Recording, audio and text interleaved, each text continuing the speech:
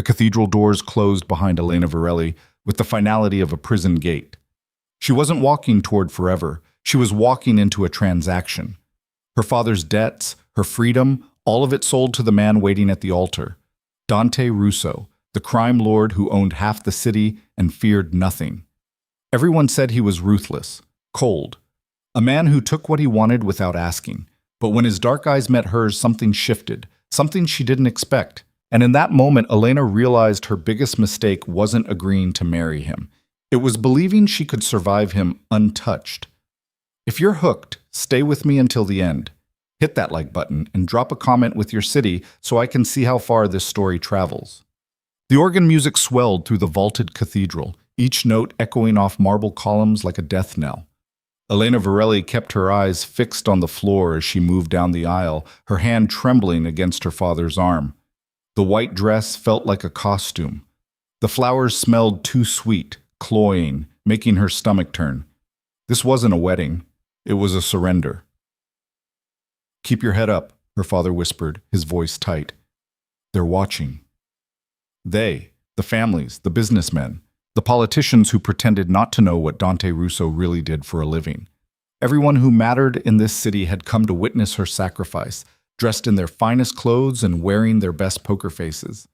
Elena lifted her chin. If she was going to be sold, she'd at least look them all in the eye while it happened. The man at the altar didn't move as she approached. Dante Russo stood with his hands clasped in front of him. His dark suit cut so perfectly it looked like armor. He was younger than she'd expected, maybe 35, with black hair swept back from a face that could have been carved from stone. Sharp jaw, straight nose, eyes so dark they were almost black, and so focused on her she felt stripped bare under his gaze. He wasn't handsome in a soft way. There was nothing soft about him. But he was striking, magnetic. The kind of man who walked into a room and everyone else became background noise. Elena's father released her arm when they reached the steps. She felt the absence of his support immediately, her knees threatening to buckle. But she forced herself to take the final step up to the altar alone. Forced herself to meet Dante's eyes. Up close, she could see the fine lines at the corners of his eyes, the faint scar along his left temple, the way his mouth was set in a hard line, like he'd forgotten how to smile years ago. "Elena." His voice was low, rough, not unkind, but not warm either. "Mr. Russo." Her voice came out steadier than she felt. "Dante," he corrected. "We're about to be married. You should use my name." The priest cleared his throat, clearly uncomfortable. Everyone in this room knew what this was. A business deal dressed up in white lace and flowers. Her father owed Dante money, more money than he could ever repay, and this was the payment. One daughter, barely 23, traded for debt forgiveness and protection. Elena barely heard the ceremony. The words washed over her like water, meaningless sounds that would chain her to this man for the rest of her life. When the priest asked if she took Dante to be her husband, she opened her mouth and the "I do" came out automatically, like her body knew there was no other answer. Dante's response was firmer, certain, like he actually meant it. The ring slid onto her finger, a heavy band of platinum with a diamond so large it felt obscene. Dante's hands were warm, his touch careful as he positioned it. Then the priest said the word she'd been dreading. "You may kiss the bride." Elena's breath caught.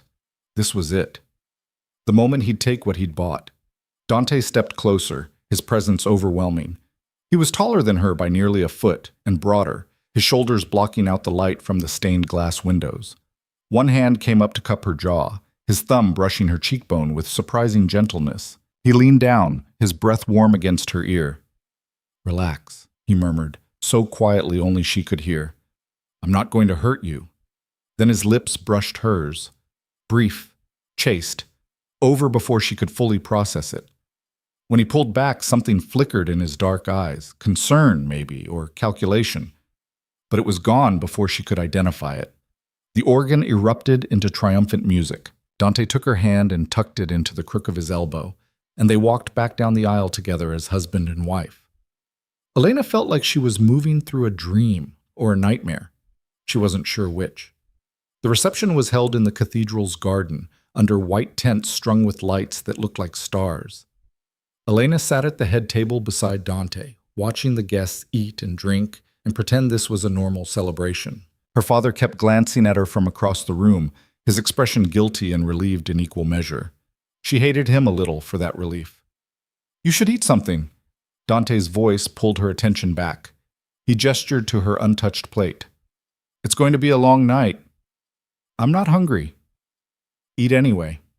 Not quite in order, but close. "You're pale."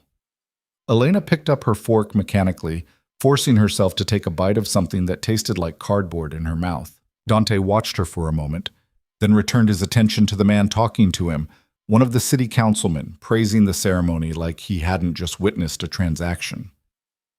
As the night wore on, Elena learned to read the patterns.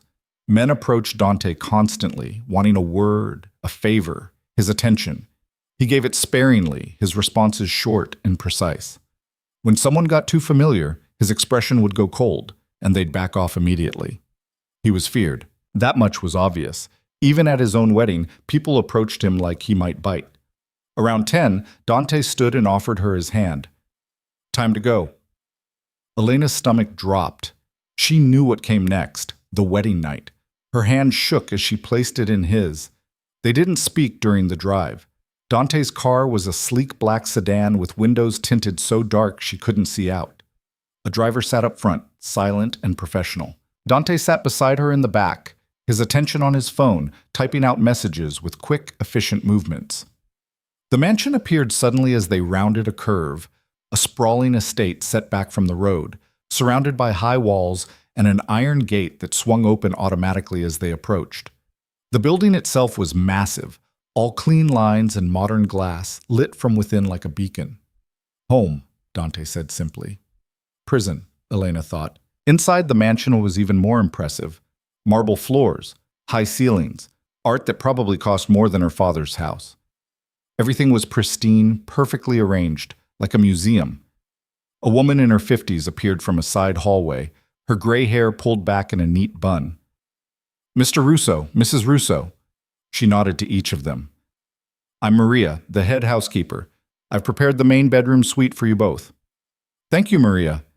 Dante's tone warmed slightly when he spoke to her. "This is Elena. She'll need anything she asks for." Maria's expression softened as she looked at Elena. "Of course, welcome, dear. If you need anything at all, just press the call button in your room." "Your room, not our room." Elena caught the distinction and filed it away. Dante led her upstairs down a long hallway lined with doors. He stopped at the last one and pushed it open, gesturing for her to enter first. The bedroom was enormous. A king-size bed dominated one wall, covered in dark gray linens that looked impossibly soft. Floor-to-ceiling windows overlooked the grounds, currently showing nothing but darkness and the glow of exterior lights. There was a seating area with a couch and chairs, a fireplace, even a small bar in the corner, and 2 doors on opposite sides of the room. "That one's the bathroom," Dante said, pointing to the left. "The other is a walk-in closet." "Maria had some clothes brought in for you, basics until we can get you properly outfitted. Your things from your father's house will be delivered tomorrow." Elena nodded mutely, her throat tight. Dante walked to the windows, his back to her. "I know what you're thinking," he said quietly. "What you're afraid of." She waited, her heart hammering. He turned to face her, his expression unreadable. "This marriage is legal and binding. You are my wife, and that means something in my world. You have my name and my protection. No one will touch you. No one will threaten you. Anyone who tries will answer to me." "Okay," Elena whispered, "but I want to be clear about something." He took a step closer, holding her gaze. "I will never force you into anything you don't want. I will never touch you without your explicit consent. This marriage may not be what either of us would have chosen, but I'm not a monster." Elena blinked, surprise cutting through her fear. "You're not?" A ghost of a smile crossed his face. "No, though I understand why you might think otherwise." "Then why did you agree to this?" The question burst out before she could stop it. "You could have just taken the money from my father, or something else. Why marriage?" Dante was quiet for a long moment. "Your father had nothing left to take," he said finally, and I needed a wife. Why? That's not your concern. His tone went flat, shutting down that line of questioning. The point is, we're married now. We'll make the best of it. I'll stay out of your way as much as possible. You have free run of the house and grounds, though I'd prefer you don't leave without security. My enemies are numerous, and you're a target now, whether you like it or not. And at night? Elena forced herself to ask. I have a suite on the other side of the house, Dante said. You'll sleep here alone. When we need to appear together publicly, we will. Otherwise, you won't see much of me. Relief flooded through her so strongly her knees went weak. Thank you. Don't thank me for basic decency. He moved toward the door, then paused. There's one more thing. In a week, we're hosting a dinner party. Important people. You'll need to play the role of devoted wife convincingly. Can you do that? Yes. She'd played roles her whole life. What was one more? Good. He opened the door. Good night, Elena. Good night. The door closed behind him with a soft click, and Elena was alone. She stood frozen for several minutes, half expecting him to come back.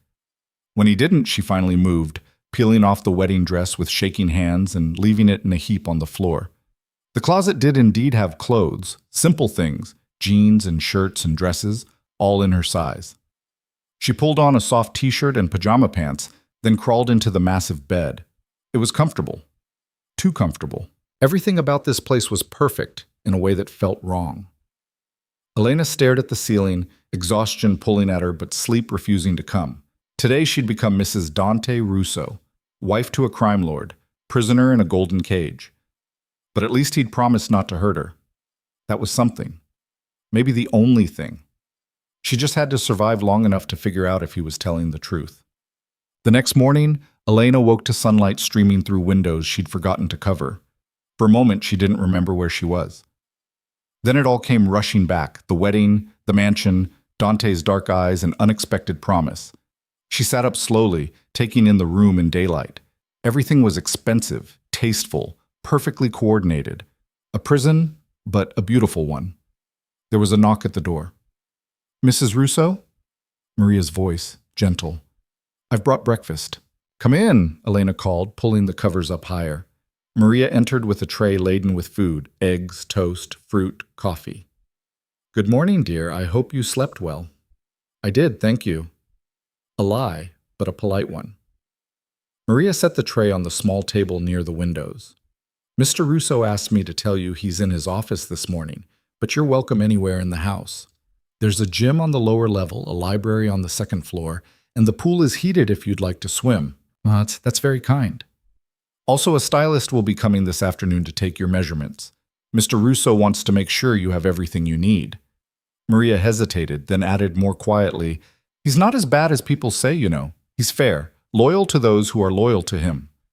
Elena wasn't sure how to respond to that. Thank you, Maria. Left alone with breakfast she didn't want, Elena forced herself to eat. Then she showered in the massive bathroom, all marble and glass, with a shower that had more settings than she could count, and dressed in jeans and a simple sweater from the closet. Time to explore her cage. The mansion was a maze of hallways and rooms, each more impressive than the last.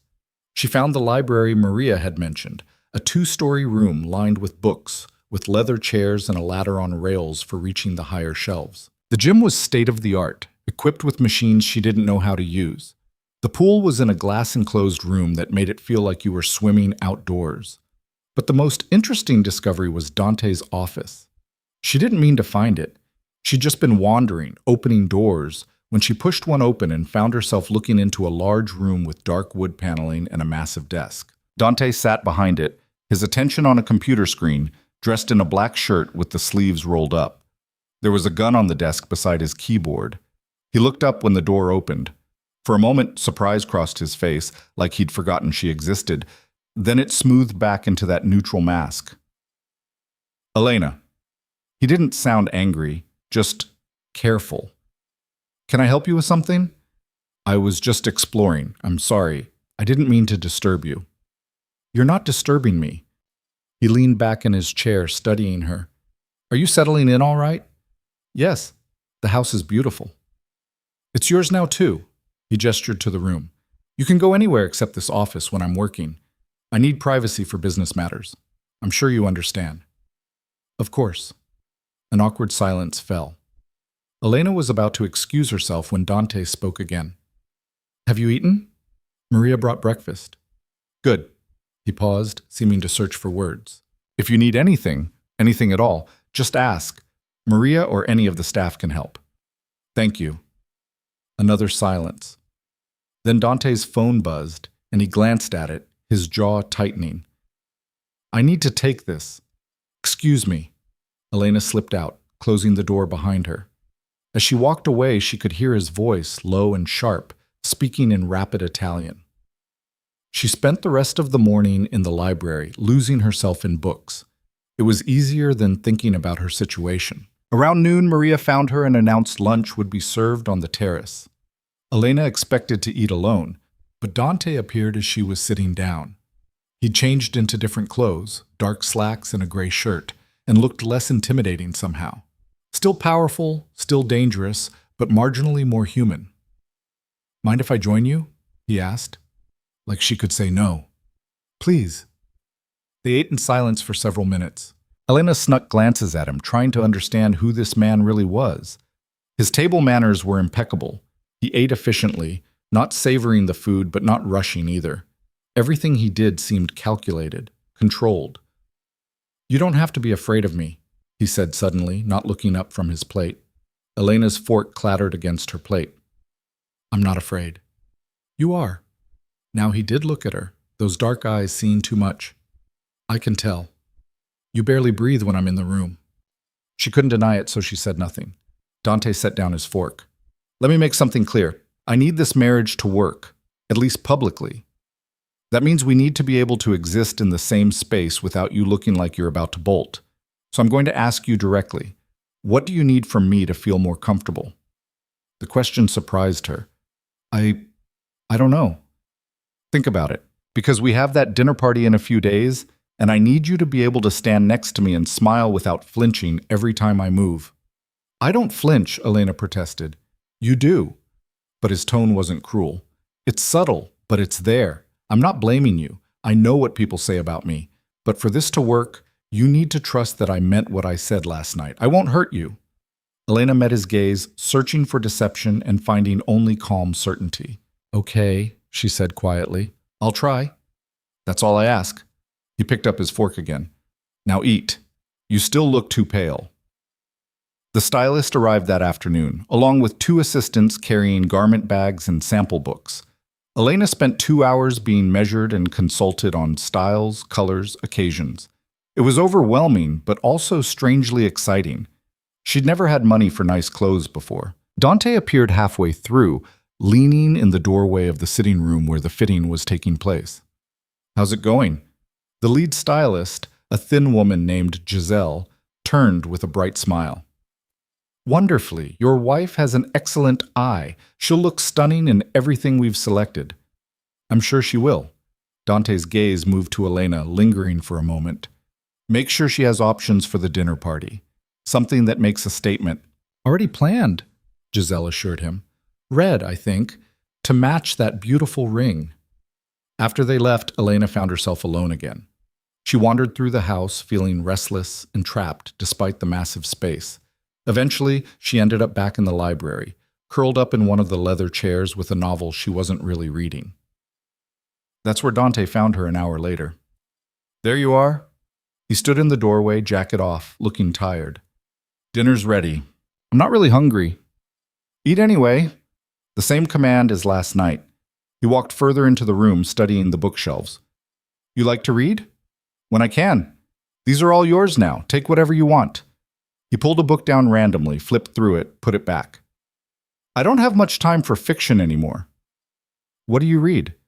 Military strategy, economics, history. He shrugged. Useful things. Fiction can be useful too, Elena said quietly. It teaches you about people, how they think, what they want. Dante looked at her with something that might have been surprise. That's true. I hadn't thought of it that way. They ate dinner together in the formal dining room, a space so large their voices echoed slightly. The food was excellent, but Elena barely tasted it. She was too aware of Dante across the table, his presence dominating the space even in silence. "Tell me about yourself," he said halfway through the meal. "What do you want to know?" "Anything. Everything. If we're going to convince people this marriage is real, I should know more than your name and your father's debts." "Fair point." Elena set down her fork. "What do you want to know?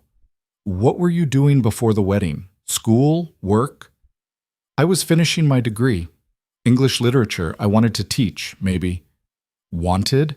He caught the past tense. "You can still do that." "Can I?" She couldn't keep the bitterness out completely. "I'm the wife of a crime lord now. I doubt any school would hire me." Dante was quiet for a moment. "Point taken. But you could tutor privately. Or write. You have the time and resources now." "I suppose." "What else? Hobbies? Interests?" "Reading, obviously. I used to paint, but I haven't in a while. I like cooking, though I'm not very good at it." "Maria would teach you if you asked. She loves cooking." The conversation continued, stilted but not hostile. Dante asked questions. Elena answered. She learned he was 36, had built his empire from nothing, and had no siblings. His parents were dead. He didn't elaborate on how. He collected art but claimed not to understand it. He spoke 4 languages fluently. Everything he said felt carefully curated, revealing nothing real beneath the surface. When dinner ended, Dante stood. "I have work to do. I'll be in my office if you need anything." "At this hour?" "I don't sleep much." He started to leave, then paused. "Thank you for dinner, for trying." "You're welcome." Elena watched him go, then retreated to her bedroom. The massive space felt less intimidating now, more like a sanctuary. She changed into pajamas and climbed into bed, exhaustion finally catching up with her. As she drifted off, she thought about Dante's words. "I'm not a monster." Maybe he wasn't, but he was dangerous, and she was tied to him now, for better or worse. She just had to figure out which it would be. The next 3 days fell into a pattern. Elena would wake up, have breakfast, explore the house, or read. Dante would appear for lunch and sometimes dinner, making small talk that gradually became less forced. He was trying, she realized, trying to make this bearable for her. It should have been comforting. Instead, it made her wary. Men like Dante didn't do things without reason. What did he really want from this marriage? The answer came on the 4th day, when Maria informed her that Dante wanted to see her in his office. Elena's stomach clenched as she walked down the hallway. She knocked on the door, waiting for permission before entering. Dante sat behind his desk, but he stood when she came in. "Elena, thank you for coming. Sit, please." She took one of the chairs across from his desk, her hands clasped tightly in her lap. "The dinner party is tomorrow night," Dante began. "I wanted to go over a few things with you first. The guests will include some very important people, business associates, politicians, other families. They'll all be watching us, looking for weakness." "Okay." "I need you to appear confident, comfortable, like this marriage is exactly what you wanted." He paused. "Can you do that?" "I'll try." "I know it's a lot to ask." His tone softened slightly. "But it's important. There are people who would love to see me fail, and a shaky marriage would give them ammunition." "I understand." Dante studied her for a long moment. "You know, you're handling this better than I expected. Most people in your situation would still be hysterical." "Being hysterical wouldn't change anything." "No," he agreed. "It wouldn't. But it would be understandable." He stood, moving around the desk to perch on the edge of it, closer to her now. "I want you to know, Elena, what I said on our wedding night still stands. This doesn't have to be more than a business arrangement. I won't push you for anything you're not ready to give." Elena looked up at him, searching his face. "Why are you being so decent about this?" "Because forcing you into something you don't want would make me exactly what people say I am." His voice went hard. "I've done plenty of terrible things in my life. I won't add that to the list." Something in his tone made her believe him. "Thank you." "Don't thank me yet." He moved back to his chair, creating distance again. "Tomorrow night will be difficult. These people will judge you, test you. They'll want to see if you're worthy of being my wife. You'll need to be strong."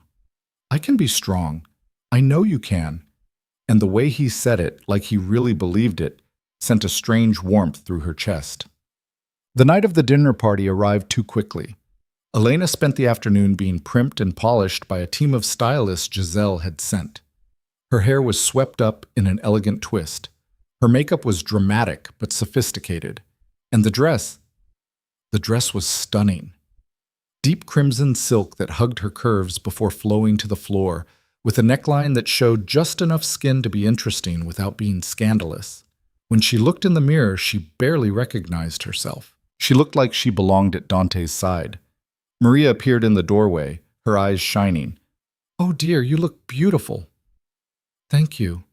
Elena smoothed her hands over the silk nervously. "Is it too much?" "Not at all, it's perfect." Maria hesitated, then added, "Mr. Russo is waiting for you in the foyer." Elena took a deep breath, steeling herself. "You can do this. You have to do this." The heels made her taller as she descended the grand staircase, but she still felt small, vulnerable. Until she saw Dante at the bottom, looking up at her with an expression that made her breath catch. He wore a tuxedo that fit him like it had been made for his body specifically. Probably had been. His hair was perfectly styled, his jaw freshly shaved. He looked powerful, dangerous. And when his eyes met hers, something heated flickered in their depths before he controlled it. "Elena." His voice was rougher than usual. "You look incredible." "Thank you." She reached the bottom of the stairs, acutely aware of how close they were standing. "You look very handsome." A ghost of a smile touched his lips. "Shall we?" He offered his arm. She took it, feeling the solid strength of him beneath the expensive fabric. Together, they walked toward the sound of voices and clinking glasses coming from the dining room. Here we go, Elena thought. Time to play the devoted wife. She just hoped she was a good enough actress to pull it off. The dining room glittered with crystal and candlelight, filled with people whose smiles didn't reach their eyes. Elena felt their attention turn to her and Dante the moment they entered, a collective assessment that made her skin prickle. She kept her expression calm, her hand steady on Dante's arm. "There he is!" a voice boomed from across the room. A large man with silver hair and a ruddy face approached, arms spread wide. "Dante, and this must be your beautiful bride." "Vincent." Dante's tone was cordial but cool. "Thank you for coming. Elena, this is Vincent Marconi. He runs the shipping operations at the port." "Among other things," Vincent added with a laugh that felt too loud. His eyes raked over Elena in a way that made her want to step back. "You're a lucky man, Dante. Very lucky indeed." "I know." Dante's hand moved to the small of Elena's back, a gesture that looked casual but felt protective. "If you'll excuse us, Vincent, we should greet our other guests." He steered her away smoothly, his hand warm through the thin silk of her dress. "That's the kind of man you'll meet tonight," he murmured near her ear. "Smile, be polite, but never be alone with him." "Noted." The next hour was a blur of introductions. Councilman Rodriguez, who talked about urban development while his eyes calculated political advantage. Judge Catherine Walsh, who kissed both Elena's cheeks and commented on how young she looked. Marco DeVito, who ran casinos and smelled like expensive cologne and cigars. Anthony Chen, whose tech investments made him a billionaire and whose handshake was surprisingly gentle. They all watched her, weighed her, tried to determine if she was an asset or a liability. Elena played her part perfectly. She smiled at the right moments, laughed at jokes that weren't funny, touched Dante's arm with just enough familiarity to seem natural. She could feel him relax slightly beside her as the evening progressed, his initial tension easing. "You're doing well, he said quietly as they moved toward the dining table. "Better than well." "I'm a quick learner." Clearly. His hand found hers as they took their seats at the head of the table, their fingers intertwining briefly before he released her. Even that small touch sent heat up her arm. Dinner was an elaborate affair, course after course of food Elena barely tasted. She was too focused on the conversations happening around her, the undercurrents of power and threat that ran beneath every polite word. These people were dangerous, all of them, and she was supposed to sit here and pretend she belonged. "So, Elena," Judge Walsh said from across the table, her voice carrying over the other conversations, "how are you finding married life?" Every head turned toward her. Elena felt Dante go still beside her. "It's an adjustment," she said carefully, "but a welcome one." That's diplomatic. Walsh's smile was sharp. But between us women, how is it really? Dante has quite the reputation. Catherine, Dante's voice held a warning. I'm just curious. Walsh's eyes glittered. We all are. It was such a whirlwind romance. Elena felt the trap closing. Whatever she said would be dissected, analyzed, used. She glanced at Dante, saw the tension in his jaw, the way his hand had curled into a fist on the table. Then she made a choice. I'll be honest, Elena said, meeting Walsh's gaze directly. When my father first told me about the arrangement, I was terrified. Everyone knows who Dante is, what he's capable of. I thought I was being fed to a monster. The room had gone completely silent. Dante's expression was unreadable, but she could feel the coiled energy in him, like he was preparing for a fight. Elena continued, her voice steady. But the truth is, he's been nothing but respectful, patient. He could have demanded anything from me, and I would have had no choice but to comply. Instead, he's given me space, freedom, a home that's become mine as much as his. She reached over and placed her hand on top of Dante's clenched fist, feeling the muscles loosen slightly under her touch. So yes, it's an adjustment, but not the nightmare I expected. The silence stretched for another heartbeat. Then Vincent Marconi started clapping, breaking the tension. Well said. Well said indeed. Others joined in, the applause scattered but genuine. Judge Walsh's smile had become fixed, like she'd bitten into something sour. Dante turned his hand over beneath Elena's, threading their fingers together and squeezing gently. Thank you, he murmured, too quietly for anyone else to hear. The rest of dinner passed more smoothly. People relaxed, conversations flowed, and Elena found herself almost enjoying parts of it. Almost. She caught the way men looked at her when they thought Dante wasn't watching, the speculation in their eyes. The way women assessed her jewelry, her dress, trying to calculate her worth. After dinner, guests mingled in the drawing room with drinks and cigars. Elena excused herself to the powder room, needing a moment away from the scrutiny. The bathroom was as elegant as the rest of the house. Marble and gold fixtures, a mirror framed in ornate scrollwork. Elena stared at her reflection, barely recognizing the woman looking back. Was this who she was now? Dante Russo's wife, playing games with people who could destroy her without blinking? The door opened behind her. Elena's heart jumped, but it was only Judge Walsh, her heels clicking on the marble floor. That was quite a performance at dinner, Walsh said, touching up her lipstick in the mirror. I was just being honest. Were you? Walsh capped her lipstick, turning to face Elena directly.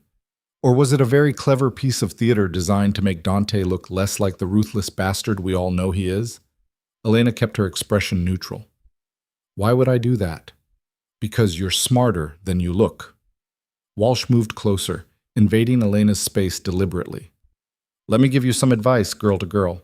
Men like Dante don't change. They don't suddenly become good husbands just because they put a ring on your finger. Whatever he's showing you now, it's an act. Eventually you'll see who he really is, and by then, it'll be too late to run. I'm not planning to run. Everyone plans to run eventually. Walsh's smile was pitying. Some just don't make it out. She left, her perfume lingering in the air like poison. Elena gripped the edge of the sink, her hands shaking slightly. Was Walsh right? Was she being naive, believing Dante's promises? When she returned to the drawing room, Dante was deep in conversation with Anthony Chen and Marco DeVito. His eyes found her immediately, though, tracking her movement across the room with an intensity that made her breath catch. She gave him a small smile, trying to signal she was fine. His expression said he didn't believe her. The party finally began winding down around midnight. Guests made their farewells, praising the evening and making promises to see each other soon. Elena's face hurt from smiling. Her feet ached in the heels, and exhaustion pulled at her like a physical weight. Finally, the last guest left. The door closed, and Elena sagged against the wall, her careful composure cracking. You did beautifully, Dante said, shrugging off his jacket. I mean it. You were perfect. I don't feel perfect. I feel like I just ran a marathon. These events are exhausting, even for me. He loosened his tie, the gesture somehow intimate in the quiet house. Come on, let's get you upstairs. They climbed the staircase together, neither speaking. When they reached Elena's bedroom door, Dante paused. What Judge Walsh said to you in the bathroom, he began. I saw her follow you. I'm assuming it wasn't pleasant. You assume correctly. She's trying to scare you, drive a wedge between us. His jaw tightened. Catherine Walsh has hated me for years. Her son was involved in some bad business, and I handled it. She blames me for his current situation. What situation? He's in prison. Dante's tone was flat. Where he belongs. Elena absorbed this. She said you'll eventually show your true colors, that I'm naive for believing otherwise. And what do you believe? She looked up at him, studying his face in the dim hallway light. I don't know yet, but I don't think you're a monster. If you were, you wouldn't have given me a choice. Something shifted in his expression, surprise, maybe, or something deeper. Elena? Good night, Dante. She opened her door quickly before whatever was building between them could become something more. Thank you for tonight. Good night. She closed the door and leaned against it, her heart racing. Through the wood, she heard his footsteps retreat down the hallway. Only then did she allow herself to breathe. The next morning, Elena woke late, her body demanding the rest it had been denied. When she finally made it downstairs, she found Dante in the breakfast room, reading a newspaper with a cup of coffee. Good morning, he said without looking up. There's fresh coffee in the pot. Elena poured herself a cup, adding cream and sugar. Did I miss anything important? Just the usual disaster that is world news. He folded the paper, setting it aside. I wanted to talk to you about something. Her stomach tightened. Okay. Last night proved that you can handle yourself in my world. You impressed a lot of people who aren't easily impressed. He paused, seeming to choose his words carefully. I think it's time we started appearing more together. Not just at formal events, but in daily life. Dinners out, charity functions, that sort of thing. Why? Because right now we're still a curiosity. People are waiting to see if this marriage will last. The more we're seen as a unit, the less they'll question it. So more performances. Yes. He met her gaze. I know it's not ideal, but it's necessary. Elena sipped her coffee, thinking. What's in it for me? Dante blinked, clearly not expecting the question. What do you mean? You're asking me to spend more time playing a role, being scrutinized, probably dealing with more people like Judge Walsh. What do I get in return? A slow smile crossed his face, the first real smile she'd seen from him. It transformed his features, making him look younger, less dangerous. You're negotiating with me. I like that. Everything's a negotiation, isn't it? In your world? True. He leaned back in his chair, considering. What do you want? Freedom, Elena said immediately.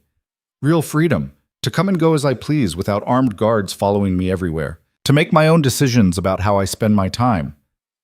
Elena, the security isn't negotiable. My enemies are your problem, not mine. She set down her cup. You said I have your protection. Prove it. Let me live like a normal person, not a prisoner.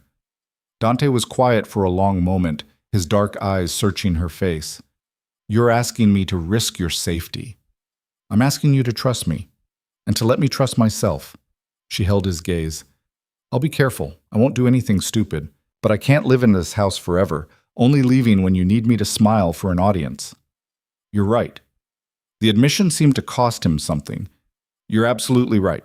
Okay, you can have more freedom, but I want you to carry a phone with GPS tracking, and if there's ever a threat, you get security immediately. No arguments. Deal. They shook hands across the table, the touch brief but electric. When Elena pulled away, her palm tingled. So, Dante said, clearing his throat, since we're renegotiating terms, is there anything else you want? Elena thought about it. Answers? Real ones? You know everything about me, but I know almost nothing about you. What do you want to know? Everything. She leaned forward. Who you really are. How you became this. What you actually want from this marriage beyond the public appearance of legitimacy. Dante's expression shuddered slightly. Some of those answers aren't pretty. I didn't expect them to be. He studied her for another long moment, then stood. Come with me. Elena followed him through the house, past the library and the formal rooms, to a door she'd never noticed before. Dante pressed his thumb to a scanner, and the lock clicked open. Beyond was a room that looked like a command center. Multiple screens showed security feeds from around the property and what looked like other locations throughout the city. A desk held several computers and stacks of files. Maps covered one wall, marked with pins and notes. "This is the real heart of my operation," Dante said, closing the door behind them. "Very few people are allowed in here, but if you want answers, you should see what you're really asking about." Elena moved to the maps, studying the markers. Some she recognized: the port, downtown buildings, neighborhoods. Others meant nothing to her. "I control most of the shipping that comes through this city," Dante explained. "Legitimate and otherwise. I have interests in construction, real estate, several restaurants and clubs. I launder money for people who need their finances to look clean. I provide protection to businesses in exchange for payment, and occasionally I handle problems that the law can't or won't touch." "Problems?" Elena's voice was barely a whisper. "Bad people doing bad things. I stop them." His tone was matter-of-fact. "Sometimes permanently." Elena turned to face him. "You kill people." "When necessary, when they've proven themselves too dangerous to live." He didn't flinch from her gaze. "I'm not a good man, Elena. I've never claimed to be. But I have rules. I don't hurt innocents. I don't traffic in human lives. I don't peddle drugs that destroy communities. The people I eliminate are predators who prey on the weak." "And who decides who deserves to die? You?" "Yes. Simple, direct, along with information from sources I trust. I don't act on impulse or emotion. Every decision is carefully considered." Elena's mind reeled. She'd known, intellectually, what Dante was. But hearing him say it so plainly, standing in this room that coordinated violence and crime, made it real in a way it hadn't been before. "Why are you showing me this?" she asked. "Because you asked for the truth." Dante moved closer, his presence overwhelming in the enclosed space. "Because I'm tired of pretending with you. You're my wife. You should know who you're tied to, and if I can't handle it, then we figure out what comes next." His voice softened slightly. "But I don't think you're going to run. I think you're stronger than you believe." Elena looked around the room again, at the evidence of Dante's empire laid out in stark detail. He was right. She could run. Demand an annulment, go back to her father's house, pretend none of this had happened. But Walsh's words echoed in her mind. Everyone plans to run eventually. Some just don't make it out. Maybe the trick was not to run at all. Maybe the trick was to stand her ground and figure out how to survive in this new reality. "Okay," she said finally. "Show me more. Explain how it all works." Dante's eyes widened slightly. Surprise again, breaking through his control. "You're sure? You said I should know who I'm tied to, so teach me." For the next 2 hours, Dante walked her through his operations. He explained the legitimate businesses that provided cover and cash flow, the network of informants who kept him ahead of his enemies, the alliances with other families that kept the city from descending into open warfare, the careful balance of power he maintained through equal parts fear and respect. Elena listened, asked questions, tried to understand the logic of this world. It was brutal, unforgiving, built on violence and the threat of violence. But there was also structure, rules, a strange kind of order in the chaos. "Why did you really need a wife?" she asked when he'd finished. "The truth this time." Dante leaned against the desk, crossing his arms. "There's a faction within the other families who see me as unstable, too young, too ruthless, without the softening influence of family. They've been pushing for someone more traditional to take over my territory. A wife makes me look more legitimate, settled, less likely to do something reckless. So I'm window dressing." "Your protection," he corrected, "for both of us. Your father's debts would have gotten him killed eventually. This way he's safe under my umbrella. And I get the appearance of stability I need to keep my position. Very transactional. Everything in my world is transactional." He paused. "But that doesn't mean it has to stay that way." Elena's heart skipped. "What do you mean?" "I mean," Dante ran a hand through his hair, a rare gesture of uncertainty. "I didn't expect to like you, to respect you, but after last night, after seeing how you handled yourself, how you stood up to Walsh and negotiated with me this morning, you're not what I expected." "What did you expect?" Someone weaker, someone who would need to be managed and controlled. His gaze was intent on her face. But you don't need managing, you need partnership.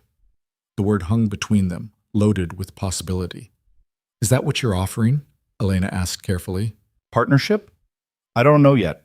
Dante's honesty was jarring, but I think it could be, if we're both willing to try. Before Elena could respond, an alarm beeped from one of the computers. Dante moved to check it, his expression darkening as he read the screen. What is it? Elena asked. Security breach. Someone tried to access the eastern gate. He was already pulling out his phone, typing rapidly. Probably nothing, but I need to check it out. Should I? Stay here. Lock the door behind me.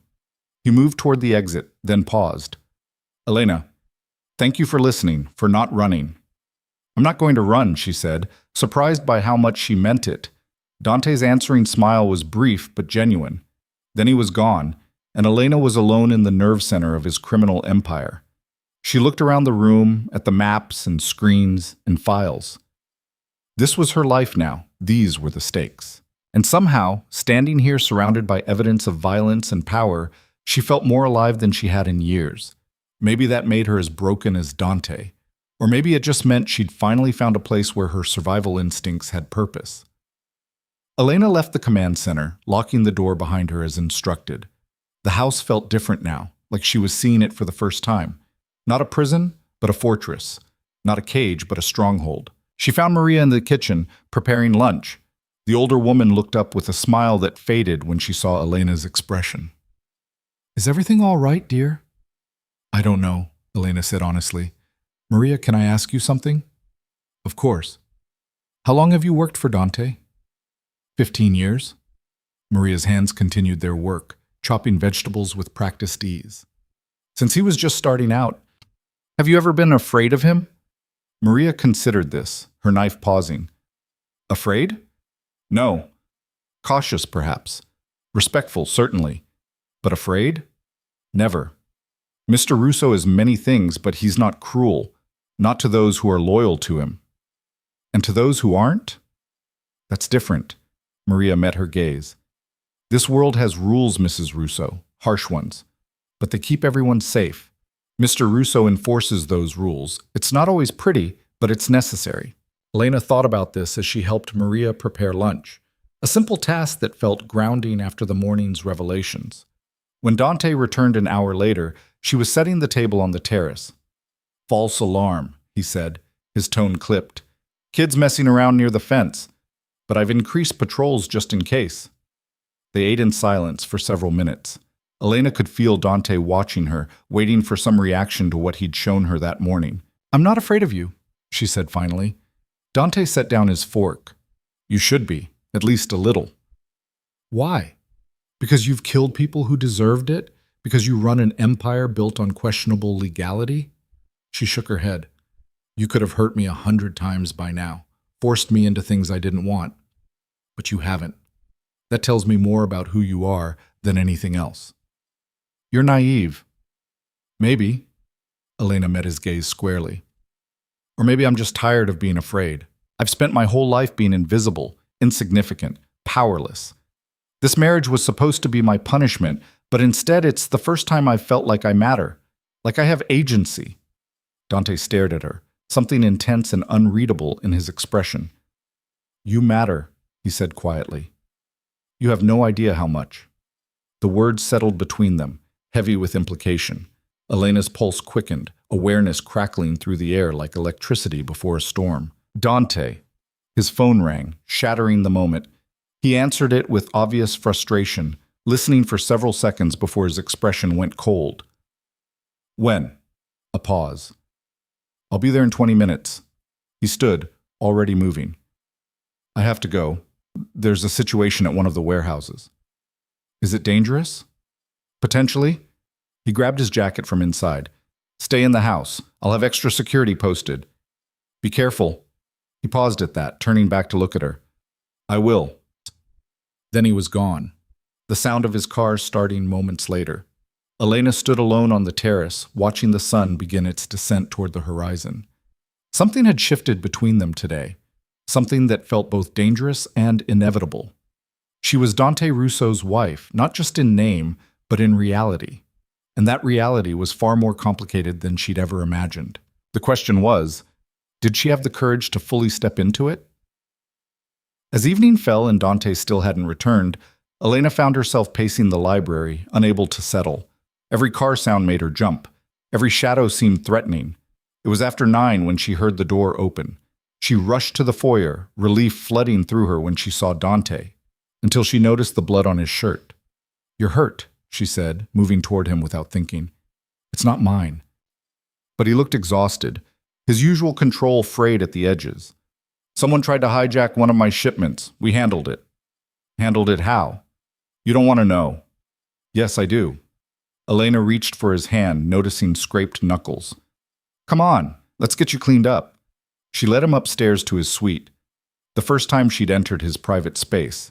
It was similar to hers, but darker, more masculine, with fewer personal touches. She pushed him toward the bathroom. "Sit," she ordered, pointing to the edge of the massive tub. Dante obeyed, too tired to argue. Elena found a first aid kit under the sink and knelt in front of him, carefully cleaning the scrapes on his hands. "You don't have to do this," he said quietly. "I know." She dabbed antiseptic on a particularly bad scrape, feeling him tense. "But we're partners, right? That's what partners do." Dante's hand came up, catching her chin gently, tilting her face up to meet his gaze. "Elena, I need you to understand something. What I do, the life I lead, it's dangerous. People want me dead, and by extension, they want to hurt you to get to me. Are you really prepared for that?" "I don't know," she admitted, "but I'm here, and I'm not going anywhere." The air between them felt charged, heavy with tension that had been building for days. Dante's thumb brushed across her lower lip, the touch feather-light but sending heat racing through her. "You're playing a dangerous game," he murmured. "So are you." For a moment she thought he might kiss her, really kiss her, not the chaste press of lips from their wedding. His eyes darkened, his head lowering slightly. Then he pulled back, the moment breaking. "You should go. It's late." Elena stood, feeling dismissed and frustrated in equal measure. "Good night, Dante." "Good night." She left him sitting in his bathroom, blood on his shirt and shadows in his eyes. And as she walked back to her own room, Elena realized something that should have terrified her, but instead felt like inevitability. She was falling for her husband. The dangerous, violent, complicated man who'd bought her like property, but treated her like something precious. And that was going to change everything. The days after that night fell into a new rhythm, one that felt both familiar and strange. Dante kept his distance, but it was a different kind of distance now, charged with awareness, thick with things left unsaid. Every accidental brush of hands at breakfast felt deliberate. Every glance across a room lasted a beat too long. Elena caught herself watching him when she thought he wasn't looking. The way he rubbed the back of his neck when he was frustrated. How his jaw tightened when someone on the phone said something he didn't like. The rare moments when his guard dropped and something almost vulnerable flickered across his face before he locked it away again. She was learning to read him, and that felt more intimate than anything physical they might have done. A week later, Dante appeared at her bedroom door early in the morning, already dressed in dark slacks and a crisp white shirt. "Get ready, we're going out." Elena looked up from her book, surprised. "Where?" "You wanted freedom. I'm giving you some." His expression was unreadable. "There's a charity luncheon downtown, art auction to benefit children's hospitals. I need to make an appearance, and it'll be good for us to be seen together. Give me 20 minutes. She chose a navy dress that Maria had helped her pick out. Elegant but not showy, with a hemline that hit just above her knees. When she came downstairs, Dante was waiting by the door, his eyes tracking over her in a way that made her skin heat. "You look nice," he said, the compliment simple but genuine. "So do you." The drive downtown gave Elena her first real look at the city beyond the mansion's walls. They passed through neighborhoods that ranged from gleaming high-rises to blocks where buildings slumped against each other like tired old men. Dante's territory, she realized. All of it. "That building there," he said, pointing to a renovated warehouse. "Used to be a drug den. I bought it, cleaned it out, turned it into affordable housing. 30 families live there now." Elena looked at him in surprise. "You do that often? The affordable housing thing?" "When I can. It's good business. Keeps neighborhoods stable, reduces crime, makes people loyal. He paused. And it's the right thing to do, even if that's not usually my primary motivation. You're more complicated than people think. Most people are. He glanced at her. You included. The luncheon was held in a hotel ballroom that dripped with wealth. Crystal chandeliers, white tablecloths, women in designer dresses that cost more than Elena's entire previous wardrobe. She felt Dante's hand settle on the small of her back as they entered, a grounding touch. Stay close, he murmured. And remember, you belong here just as much as anyone else. The afternoon passed in a blur of champagne and small talk. Elena met the wives of Dante's business associates, women who smiled with their mouths but assessed her with calculating eyes.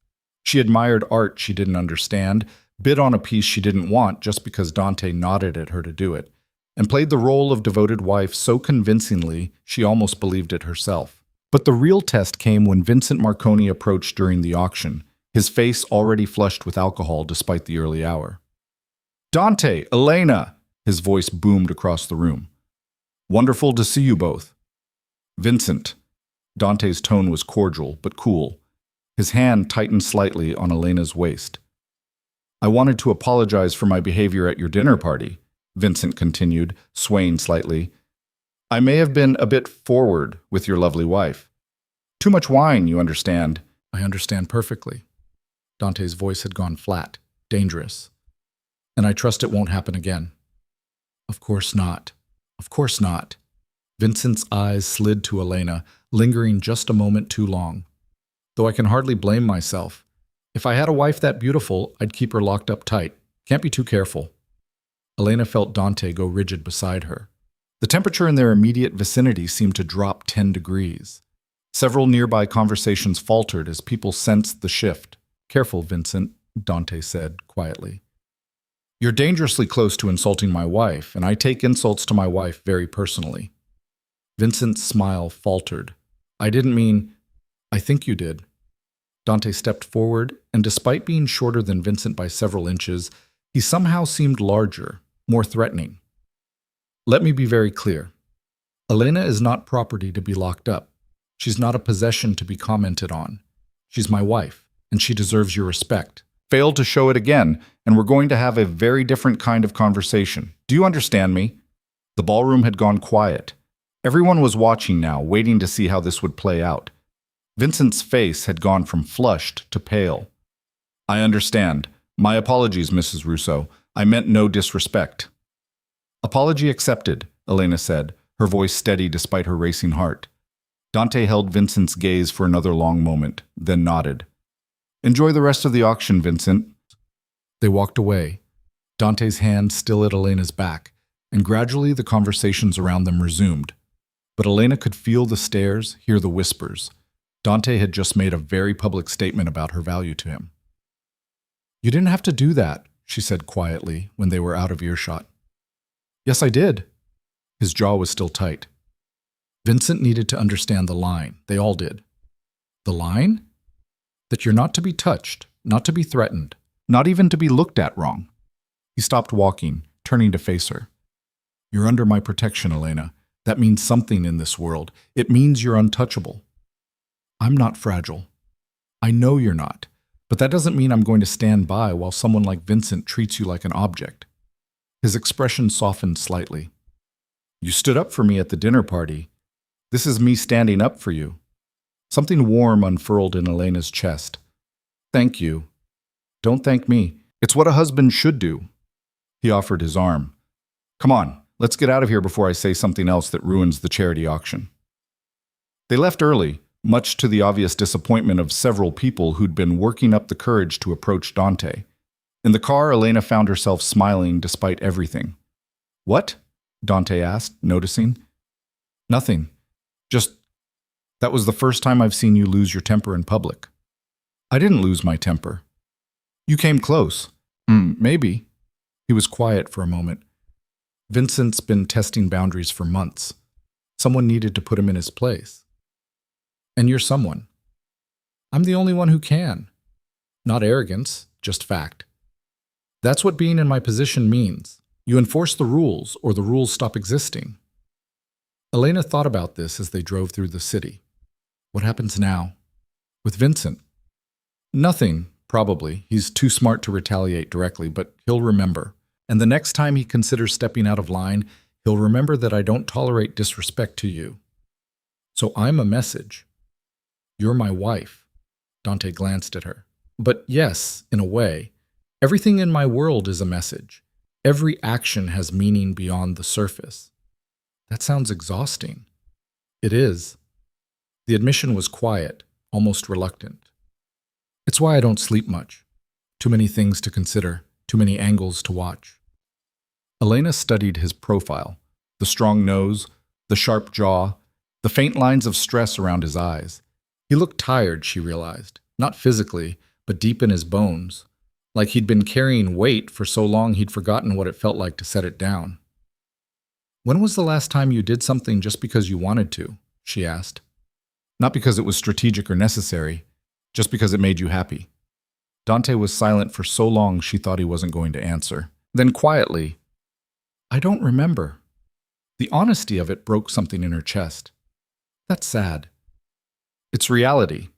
He shrugged. Happiness is a luxury I can't afford. Not in this life. Everyone deserves some happiness. Maybe. He pulled up to the mansion gates, waiting for them to open. But wanting something doesn't mean you get to have it. They went inside, and Elena expected Dante to disappear to his office like he usually did. Instead, he followed her to the library, standing in the doorway like he couldn't quite decide whether to stay or go. Did you need something? Elena asked, settling into her favorite chair. No, I just...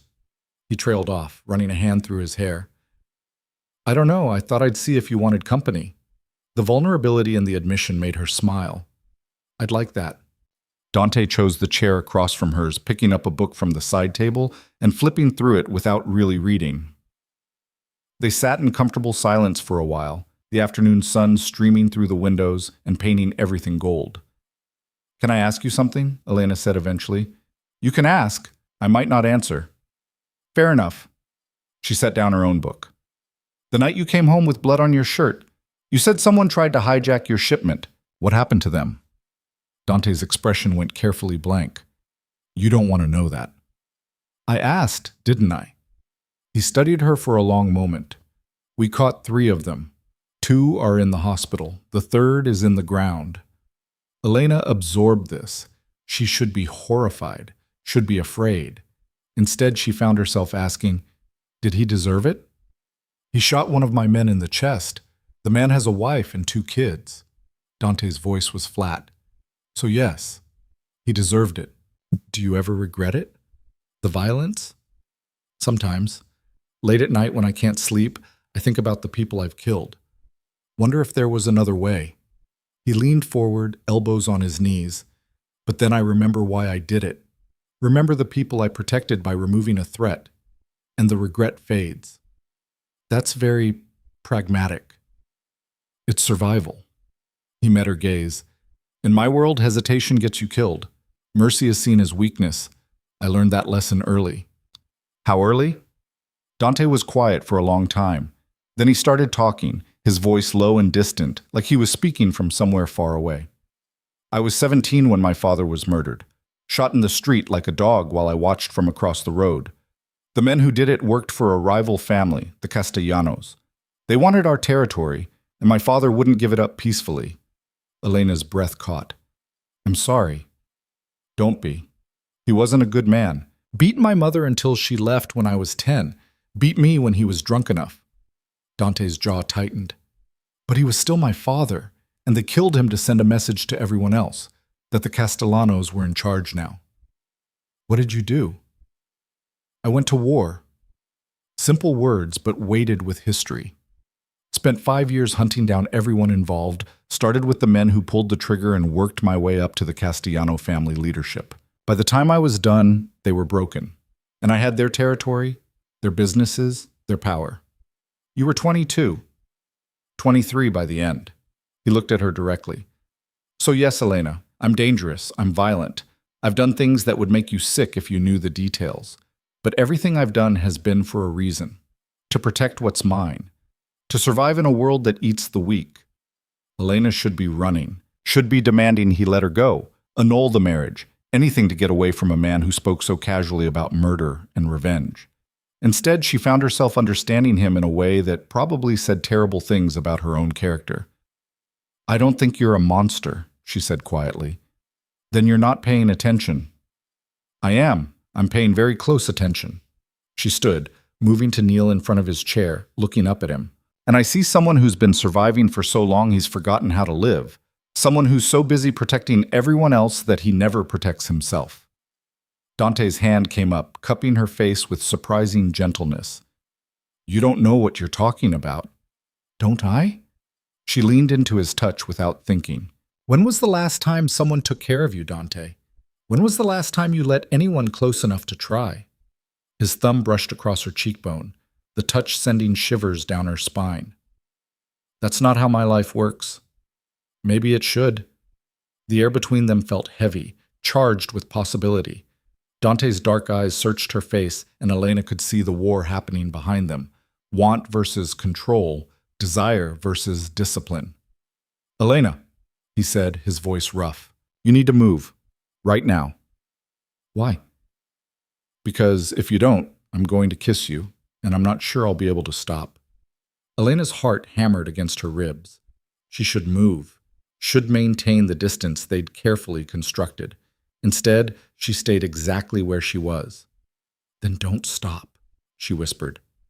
Dante made a sound low in his throat, half frustration, half surrender. Then his mouth was on hers, and everything else fell away. This wasn't the chaste press of lips from their wedding. This was hunger, need, weeks of tension finally finding release. His hand slid into her hair, tilting her head back as he deepened the kiss. Elena's hands came up to grip his shoulders, anchoring herself against the onslaught of sensation.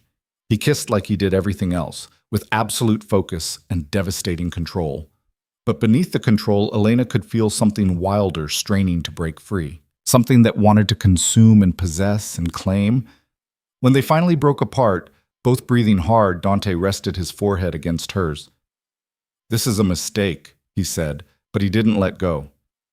"Probably. We should stop." "We should." Elena kissed him again, softer this time. "But I don't want to." "Elena." The sound of a phone ringing shattered the moment. Dante pulled back, cursing under his breath as he answered it. "What?" His tone was sharp. Then his expression changed, going from irritated to cold in an instant. "When? Where?" A pause. "I'm on my way." He stood, already moving toward the door. "I have to go. There's been an incident at one of the clubs." "What kind of incident?" "The kind that requires my immediate attention." He stopped at the doorway, looking back at her. His eyes were still dark with want, but his expression had gone hard again. Back to business. "Elena, what just happened?" "We'll talk about it later," she said, even though her lips still tingled and her pulse still raced. "Go. Handle your crisis."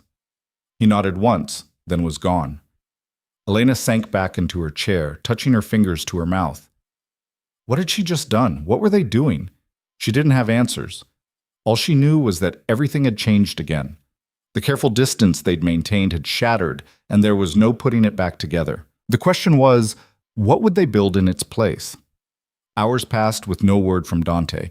Elena tried to read, to watch television, to do anything that would distract her from replaying that kiss over and over in her mind. Nothing worked. Around midnight, she gave up on sleep and went downstairs for water. That's when she heard voices coming from Dante's office. His voice, low and angry, and another she didn't recognize. "Told you this would happen. You can't keep pushing them without consequences." "I know what I'm doing, Marco." Dante's voice was tight with controlled fury. "The Castellanos are testing boundaries. If I don't respond, they'll see it as weakness. And if you respond too aggressively, you'll start a war. There's already a war. We're just deciding how it's going to be fought." Elena's hand froze on the banister. The Castellanos. The family that killed Dante's father. They were making moves against him. "What about your wife?" Marco asked. "She's a vulnerability now. Everyone knows it after that scene with Vincent at the auction." "Elena is off limits. Everyone knows that too. Knowing it and respecting it are different things. If the Castellanos want to hurt you, she's an easy target." then they'll die trying. The finality in Dante's tone sent chills down Elena's spine. No one touches her. I don't care who they are or what they think they can get away with. Elena is protected. Understood? Understood. But Dante, you're getting attached. That makes you vulnerable. I'm handling it. Are you? Because from where I'm standing, it looks like you're falling for your own wife. And in our world, that's dangerous. Silence. Elena held her breath, waiting for Dante's response. Get out, Dante said finally. I'll handle the Castellanos. You focus on securing the shipments. Elena heard footsteps and quickly ducked into the kitchen before Marco could see her. She waited until she heard the front door close, then made her way back toward the stairs. Dante was standing in the hallway outside his office, still dressed in the blood-spattered clothes he must have been wearing when he left. He looked exhausted, dangerous, and somehow still impossibly magnetic. How much did you hear? He asked without turning around. Enough. No point in lying. The Castellanos are coming after you. The Castellanos have been coming after me for 15 years. This is nothing new. Marco said I'm a vulnerability. Marco worries too much. Dante finally turned to face her. You're not a vulnerability. You're... He stopped himself. I'm what? Protected. You're protected. That's all that matters. Elena moved closer, not caring that he looked like he'd just come from a war zone. He said you're getting attached. Are you? Dante's jaw tightened. This isn't the time for this conversation. When is the time? After someone tries to use me to get to you. She stepped even closer, close enough to smell copper and gunpowder on his clothes. I heard what you said in there. That no one touches me. That you'd kill anyone who tried. That's not just protection, Dante, that's... Don't. His voice cracked slightly. Don't finish that sentence. Why not? Because I can't... He turned away, his shoulders rigid. Because I can't afford to care about you that way. It makes me weak. It puts you in danger. It's exactly what Marco said, a vulnerability that my enemies will exploit. So what was that kiss? A mistake. But the way he said it, like it hurt him to force out the words, told her everything. Elena walked around to face him, forcing him to look at her. You're lying. To me and to yourself. Elena, you don't understand what you're asking for. The kind of target you're painting on yourself by getting close to me. I'm already close to you. I'm your wife. In name only. Is it? She reached up, touching his face gently despite the blood and the fury written there. Because it doesn't feel like it's just a name anymore. Not to me. And I don't think it's just a name to you either. Dante caught her wrist, his grip gentle despite the tension vibrating through him. You should be afraid of me. Of what I am, what I do. That kiss, it shouldn't have happened. I shouldn't want you the way I do. This whole thing is wrong. Why? Because you're not supposed to have feelings? Because men like you aren't allowed to care? Elena held his gaze. That's the stupidest rule I've ever heard. A sound escaped him that might have been a laugh or a sob. You're going to get yourself killed. Then at least I'll die living instead of just surviving. The words hit him like a physical blow. She could see it in his eyes, the moment his control finally cracked completely. Then he was kissing her again, harder this time, more desperate.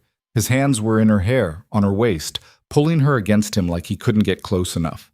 Elena kissed him back just as fiercely, tasting copper and fury and need. This was reckless, dangerous, everything she shouldn't want, and yet she'd never felt more certain of anything in her life. When they broke apart this time, Dante pressed his forehead to hers, his breathing ragged. I'm terrified, he admitted quietly. For the first time in years, I'm actually terrified, because losing you would destroy me. Then don't lose me. Elena's hands cupped his face. Whatever's coming, we face it together. That's what partners do, remember? Partners. The words seemed to steady him. Okay? Together. He kissed her once more, softer now, like a promise. Then he stepped back, putting space between them, even though it clearly cost him. I need to shower, change. Then we're going to talk about security, real security. His expression had gone serious again. The Castellanos making moves changes things. You're going to have guards with you anytime you leave the property. No arguments. I won't argue. Not about this. Good. He started toward the stairs, then paused. Elena? What Marco said about me falling for you, he wasn't wrong. Before she could respond, he was gone, leaving Elena standing alone in the hallway with her heart racing and her world tilted completely off its axis. She'd come into this marriage expecting a cage. Instead, she'd found something infinitely more dangerous. She'd found a reason to stay. Elena didn't sleep that night. She lay in bed replaying Dante's words, the way his voice had cracked when he admitted he was terrified. The feel of his mouth on hers, desperate and demanding. By the time dawn broke through her windows, she'd given up any pretense of rest. She found him in the kitchen at 6, already dressed and nursing a cup of black coffee. He looked up when she entered, and something in his expression softened. Couldn't sleep either? He asked. No. She poured her own coffee, adding cream and sugar while trying to ignore how aware she was of his presence. Are you going to pretend last night didn't happen? I should. He set down his cup. But I'm done pretending with you. The admission hung between them, honest and raw. Elena moved to sit beside him at the counter, close enough that their arms almost touched. So what now? She asked. Now we deal with reality. Dante's tone shifted, becoming more businesslike. The Castellanos aren't just making noise. They hit one of my clubs last night, trashed it, hurt 2 of my people. It's an escalation. Why now? You said they've been at war with you for years. Because they think they found a weakness. He looked at her directly. You. They saw what happened at the auction with Vincent. They know I defended you publicly, and now they're going to test whether I meant it. Elena's stomach tightened. By coming after me. They'll try, but I won't let them get close.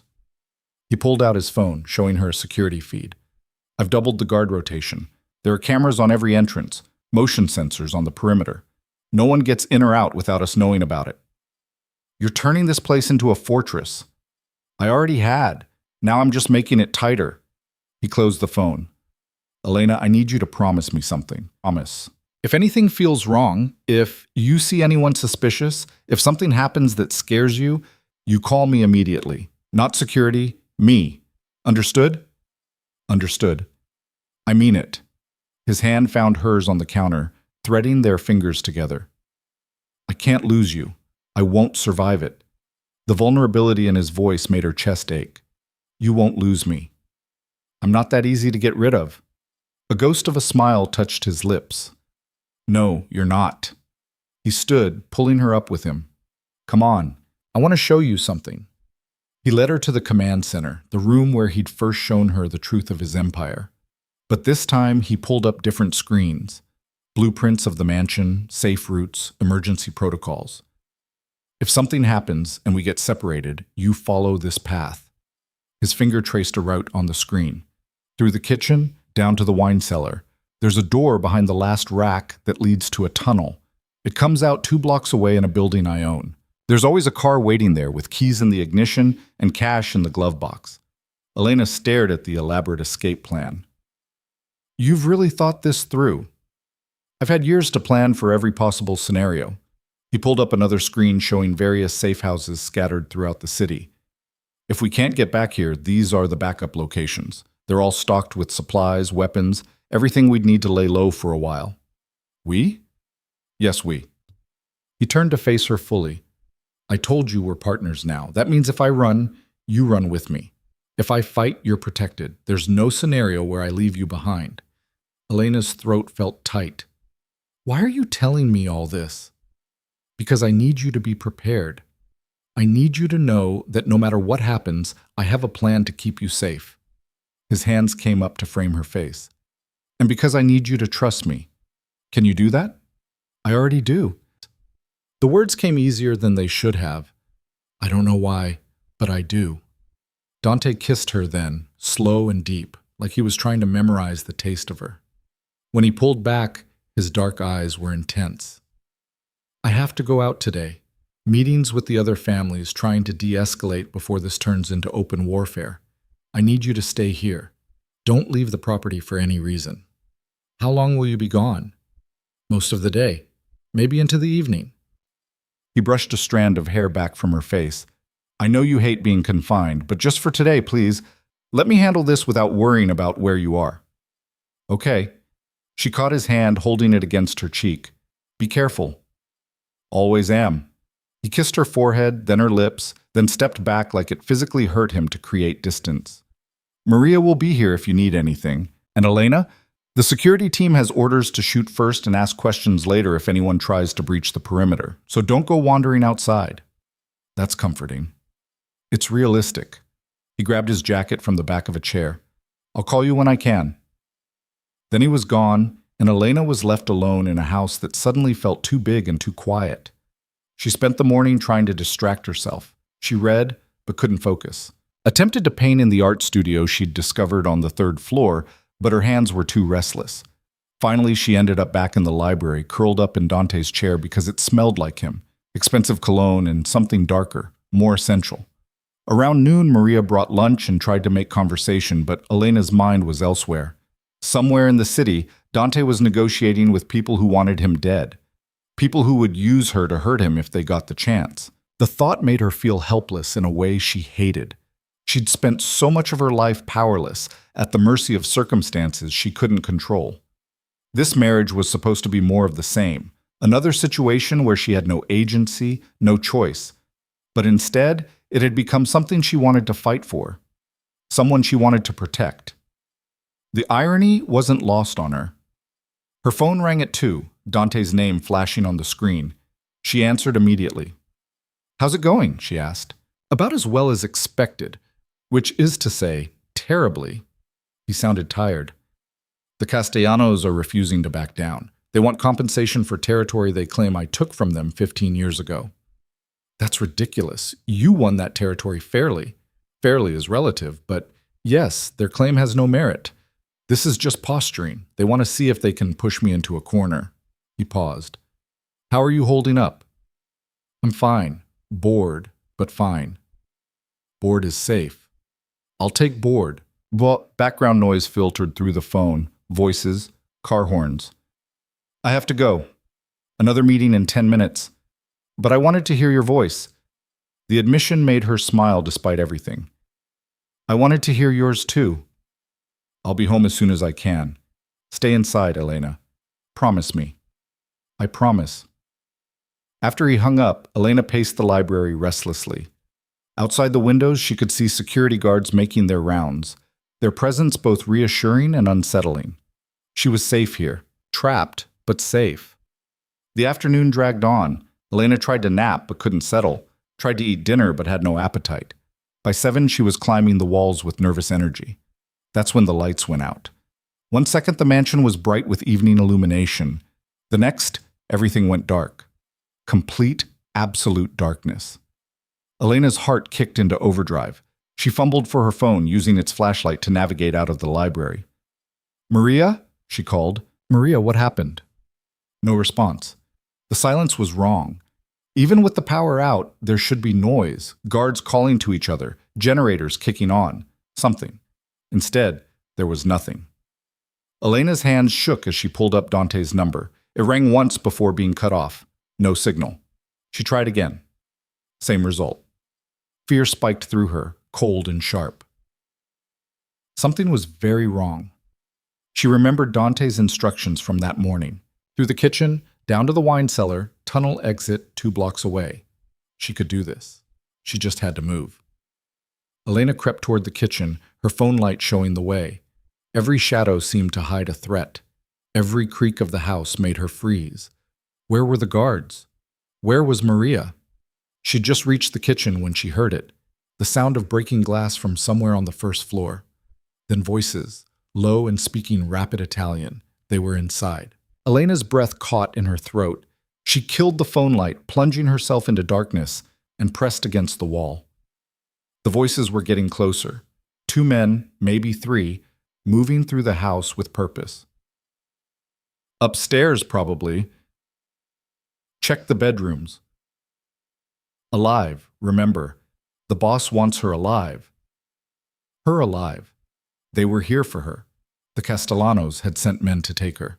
Elena forced herself to breathe slowly, quietly. She couldn't panic. Panic would get her killed or captured, and she wasn't about to let that happen. Dante had trained her for this, shown her the escape routes, told her to run. So she ran. She moved through the kitchen in complete darkness, muscle memory guiding her to the door that led down to the wine cellar. It was unlocked, thank whatever higher power might exist. She slipped through and closed it silently behind her, then felt her way down the stairs. Behind her, she heard footsteps entering the kitchen. Check every room. She's here somewhere. Elena's hands found the wine rack Dante had shown her. She counted bottles, 3 from the left, 2 down, and pulled. The entire rack swung open on hidden hinges, revealing a dark tunnel beyond. She didn't hesitate. She stepped through and pulled the rack closed behind her, hearing it click into place just as the cellar door above opened. Down here too! Fan out! Elena ran. The tunnel was pitch black, but she kept one hand on the wall and moved as fast as she dared. Her breath came in gasps that seemed impossibly loud in the confined space. Behind her, she could hear the wine rack being moved, men discovering the tunnel. She's in here! Move! Move! They were faster than her, heavier footfalls echoing off stone walls, getting closer. Elena pushed herself harder, ignoring the burn in her lungs, the way her heart felt like it might explode. She just needed to reach the exit. Just needed to get to the car Dante had promised would be waiting. The tunnel curved, and suddenly she could see light ahead. The exit. Elena sprinted the last 20 feet and burst through the door into a parking garage. The car was there. A nondescript sedan with dark windows. She yanked the driver's door open, thanking every star she could name that Dante had been paranoid enough to leave the keys in the ignition. The engine roared to life. Elena threw it into reverse just as 2 men burst through the tunnel door. One of them raised a gun. She floored it, the car shooting backward out of the parking spot. The windshield cracked as a bullet hit it, the sound making her scream. But she didn't stop. She whipped the car around and punched the gas, tires squealing as she shot out of the garage and onto the street. In the rearview mirror, she could see the men running after her, but she was already too far ahead. She took the first turn too fast, the car fishtailing before she got it under control. Then she was flying through dark streets, her hands white-knuckled on the wheel, her whole body shaking with adrenaline. She'd escaped. Somehow, impossibly, she'd escaped. But now what? She couldn't go back to the mansion. They were there, waiting. She couldn't go to her father's house. That would be the first place they'd look. And her phone had no signal, which meant she couldn't call Dante. Elena's mind raced. The safe houses. Dante had shown her safe houses. She tried to remember the locations he'd pointed out on the screen. One was in the warehouse district, near the port. Another was in a residential neighborhood on the west side. A third was... Her memory snagged on an image. An apartment building downtown, nondescript and unremarkable. Dante had said it was the closest to the mansion, easiest to reach in an emergency. This definitely qualified as an emergency. Elena navigated by memory and luck, taking turns randomly to make sure she wasn't being followed. 20 minutes later, she pulled up to a building that looked right, or at least she hoped it was right. She parked in the underground garage and found Unit 4B, exactly where Dante had said it would be. The door was locked, but there was a keypad. Elena tried the code Dante had mentioned. His mother's birthday, he'd said, one of the few sentimental gestures he allowed himself. The lock clicked open. Inside, the apartment was sparse but functional. Basic furniture, a kitchenette, blackout curtains on all the windows. Elena locked the door behind her and engaged the deadbolt, then the chain, then a third lock she hadn't even known existed. Only then did she allow herself to collapse against the wall, her legs giving out as the adrenaline finally crashed. She'd made it. She was safe, at least for now. But Dante didn't know where she was. And if the Castellanos had taken the mansion, if they'd hurt or killed his people getting to her, he was going to lose his mind. Elena checked her phone again. Still no signal. She tried the landline on the wall. Dead. They'd cut communication somehow, isolated the mansion before attacking, which meant Dante had no idea what was happening. For all he knew, she'd been taken. Or worse. She had to get word to him somehow. But how? She couldn't leave. They might be watching the building. Couldn't call. No signal. Couldn't... Wait. The computer. There was a laptop on the desk in the corner, and if this safe house was anything like the command center at the mansion, it would have secure internet access. Elena powered it up, her hands still shaking. The screen came to life, prompting for a password.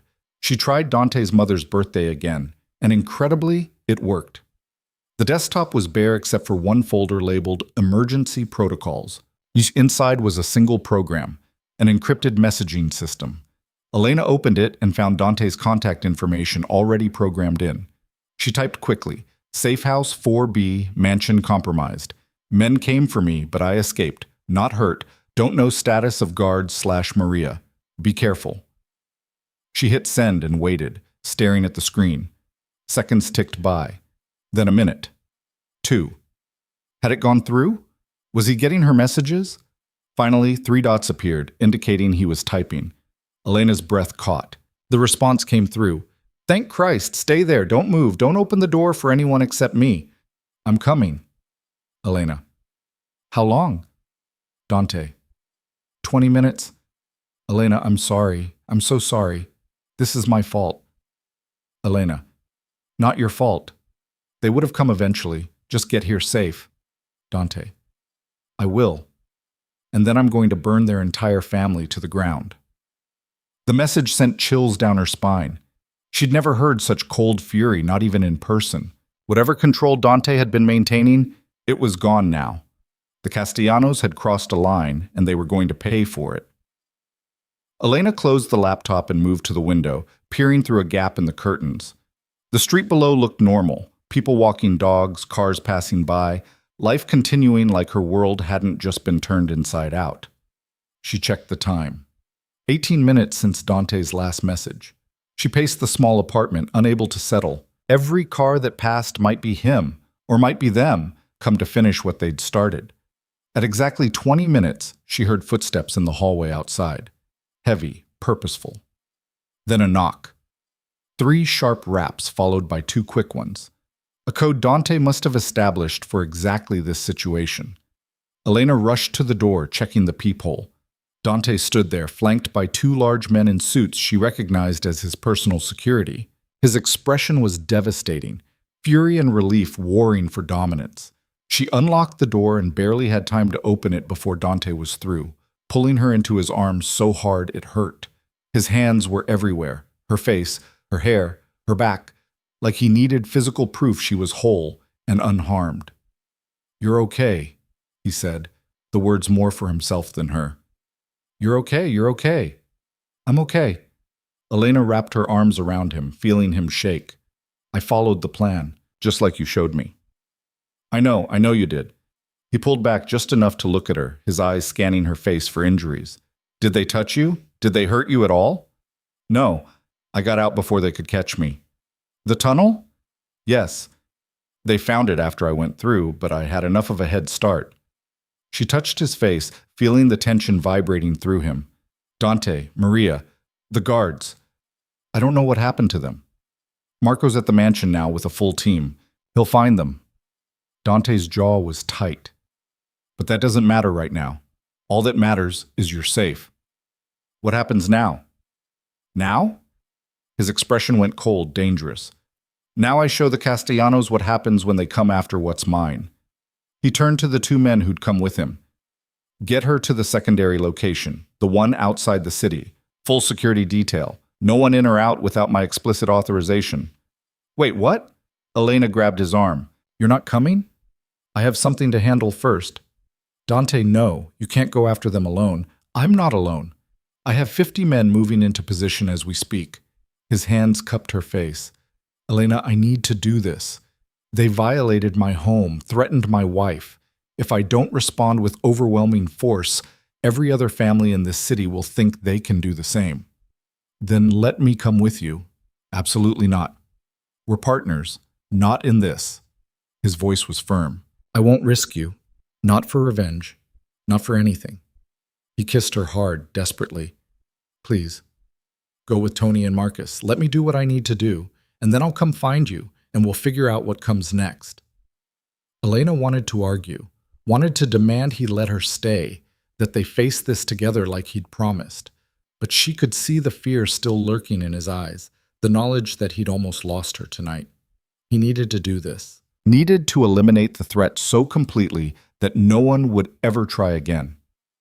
Okay, she said finally. But Dante, come back to me. Whatever you have to do, however you have to do it, just come back. I will. He kissed her again, softer this time. I promise. Then he was gone, and Tony and Marcus were escorting her out a back exit to a car with dark windows and bulletproof glass.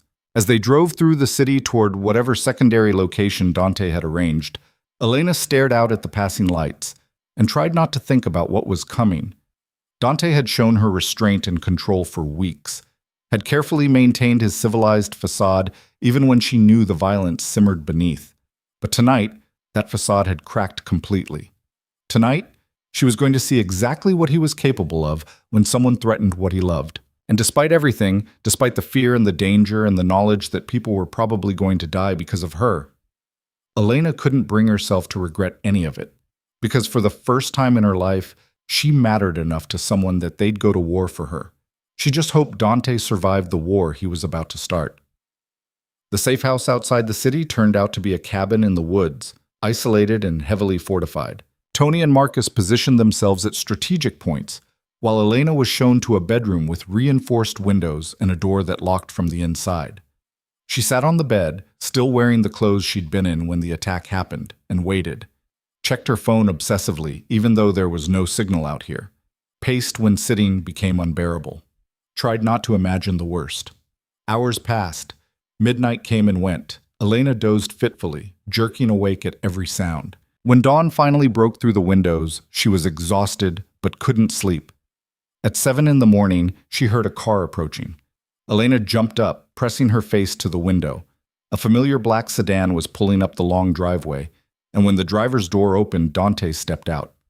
He was alive. Whole. Covered in blood that probably wasn't his clothes ruined, but alive. Elena ran. She didn't care that Tony and Marcus were watching, didn't care that she was supposed to wait for clearance. She burst out the front door and threw herself at Dante, who caught her and held on like she was the only thing keeping him upright. "It's done," he said quietly. "The Castellanos are finished. Permanently." "How many?" Elena asked, not sure she wanted to know. "Enough." He pulled back to look at her. "Their leadership is gone. The ones who ordered the attack, who sent men to my home, they're not a threat anymore, to anyone." Elena should be horrified. Should be demanding details, asking questions about how many people had died tonight because of her. Instead, she just held him tighter. "Maria?" she asked. "Safe." They'd locked her and 2 of the guards in the cellar. "The others?" His voice went flat. 3 dead. Another 2 in the hospital. Good men who died protecting you. Guilt crashed over Elena. "Dante, I'm so sorry." "Don't." His voice was fierce. "Don't you dare apologize for someone else's decision to attack. This isn't your fault. It's theirs. And they paid for it. What happens now? Will there be retaliation?" "No." Dante's certainty was absolute.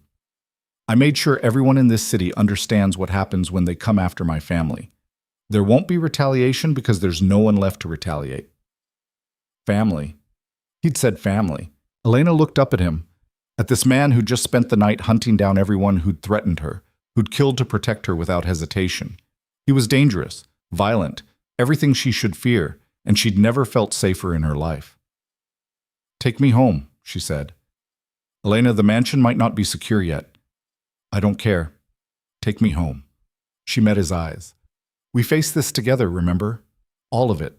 The good and the bad and whatever comes next." Dante stared at her for a long moment. Then something in his expression shifted. The last wall crumbling, the final defense falling away. "Together," he agreed. "Always." They drove back to the mansion as morning light spread across the city, turning everything gold and red.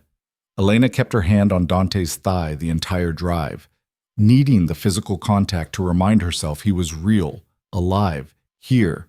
He drove with one hand, the other covering hers, his grip tight enough to be almost painful. Neither of them spoke. There was too much to say, and no words adequate for any of it.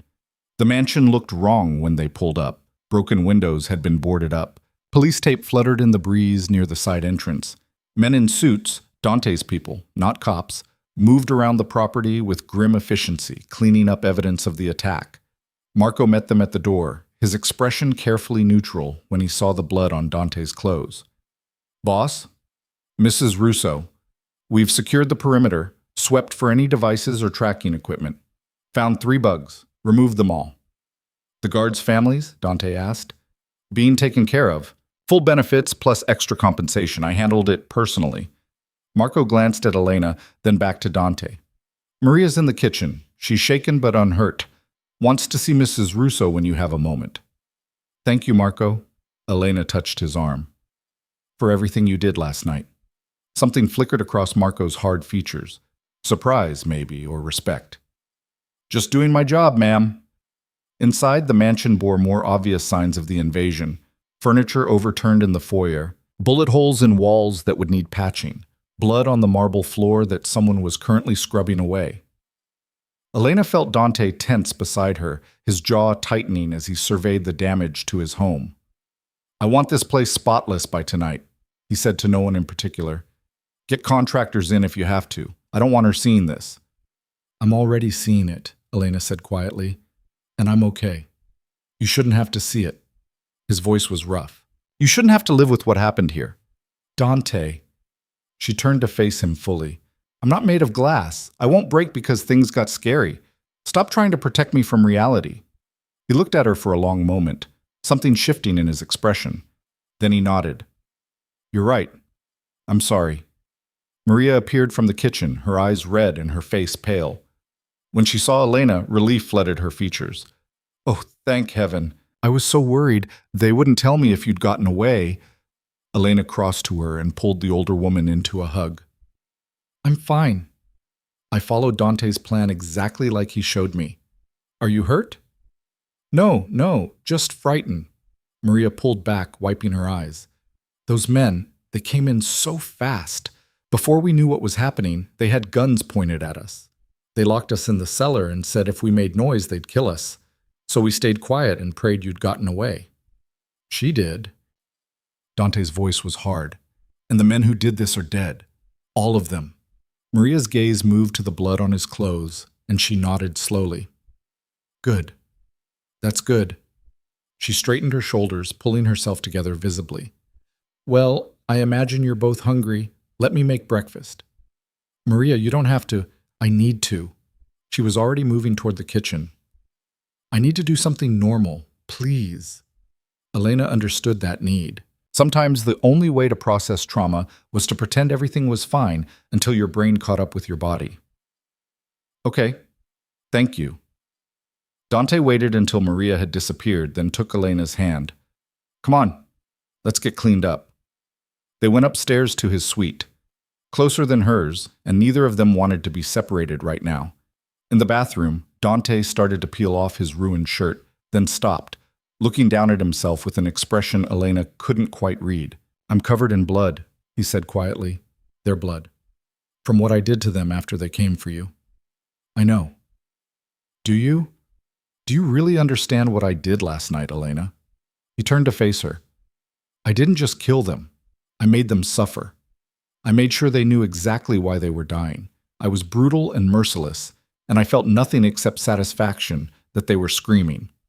Elena stepped closer, reaching up to finish unbuttoning his shirt. Good. They deserved it. You should be afraid of me. I've never been less afraid of you in my life. She pushed the shirt off his shoulders, revealing skin marked with bruises and cuts. You protected me. You kept your promise. Why would I be afraid of that? Dante caught her wrist gently.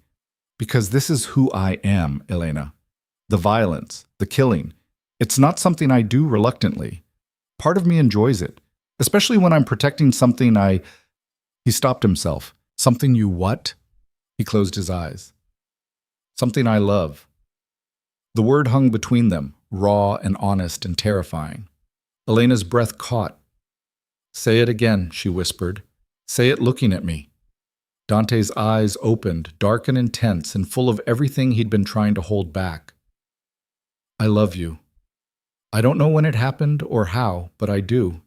And last night, when I thought they might have taken you, might have hurt you, his voice cracked. I've never been that scared in my life. Never felt that kind of rage. If they'd killed you, I would have burned this entire city to the ground. Elena's eyes stung with tears she refused to let fall. I love you too. And before you tell me all the reasons why I shouldn't, why it's dangerous or foolish or any of that, I don't care. I stopped caring about safe the day you kissed me in the library." Dante made a sound that was half laugh, half sob. Then he was kissing her again, harder than before, all the fear and fury and relief of the past 12 hours pouring into it. Elena kissed him back just as fiercely, her hands tangling in his hair, pulling him closer. When they finally broke apart, both breathing hard, Dante rested his forehead against hers. "I'm still covered in blood." "Then let's fix that." Elena turned on the shower, adjusting the temperature. Together, she saw the moment he understood what she was offering. Heat flared in his eyes, but also hesitation. "Elena, you've been through a traumatic experience. I don't want you to feel like—" "Dante," she started unbuttoning her own shirt. "I know what I want, and what I want is you, all of you. No more distance, no more holding back. If we're doing this, we're doing it completely." His control finally snapped. He pulled her to him, kissing her desperately while his hands worked at the rest of her clothes. She did the same, and within moments they were both bare, stepping into the shower together. The water ran red at first, washing away the evidence of violence.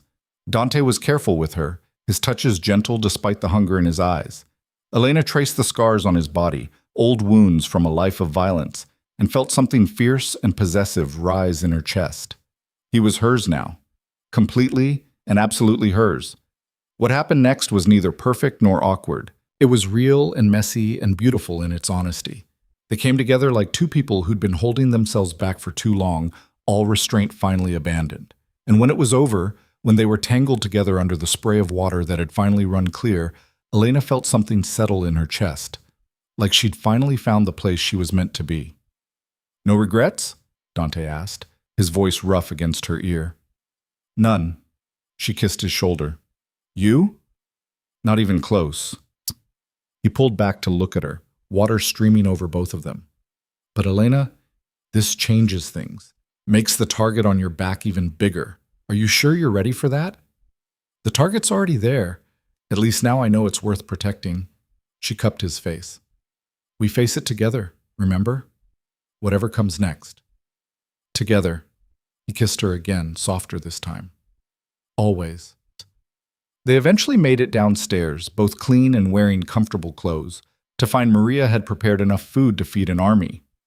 She took one look at them, at the way they stood close together, the way Dante's hand rested possessively on Elena's lower back, and smiled.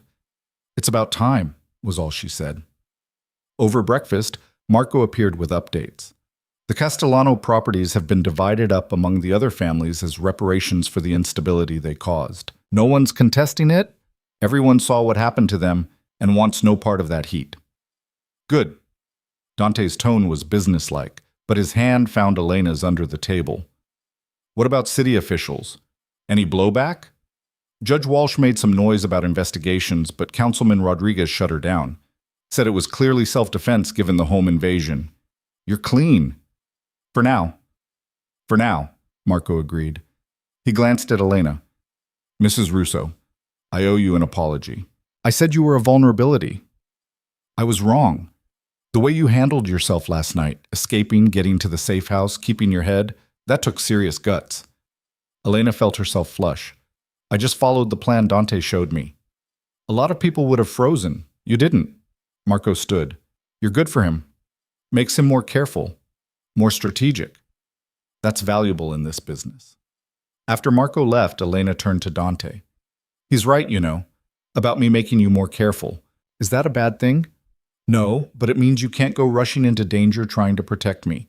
We protect each other now. Deal." He kissed her temple. "Though I reserve the right to be occasionally overprotective when people literally invade our home." "That seems fair."